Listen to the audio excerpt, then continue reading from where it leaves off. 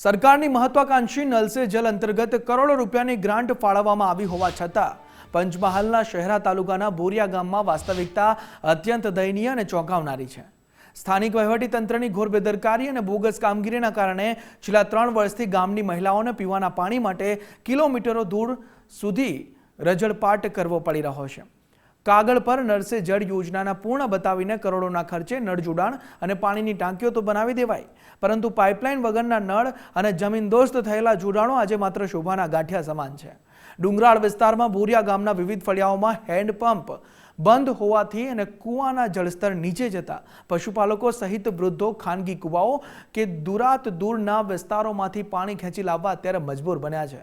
વારંવારની રજૂઆતો છતાં કોઈ ઉકેલ ન આવતા આખરે ગ્રામજનો અને આદિવાસી સમાજના પ્રતિનિધિઓએ રોષે ભરાઈને જિલ્લા કલેક્ટરને આવેદન આપ્યું। સમગ્ર મામલે નિષ્પક્ષ તપાસ કરી કાયમી ધોરણે પાણીની સુવિધા આપવા માટે હવે લોકો માંગ કરી રહ્યા છે।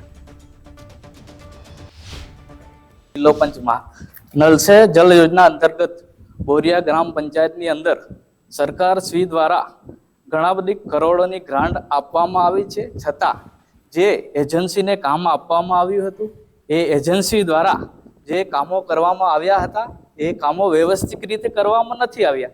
જે અમુક જગ્યાએ ખાલી ખોદકામ કરી અને પૂરી દેવામાં આવ્યા છે, અમુક જગ્યાએ ખાલી ખોદકામ કરી અને પાઇપો નાખવાની, એ પાઇપો પણ હલકી કક્ષાની નાખવામાં આવી છે, એટલે અમુક જગ્યાએ તો એ પાઇપો તૂટી અને બિસ્તરમાર હાલતમાં જોવા મળે છે।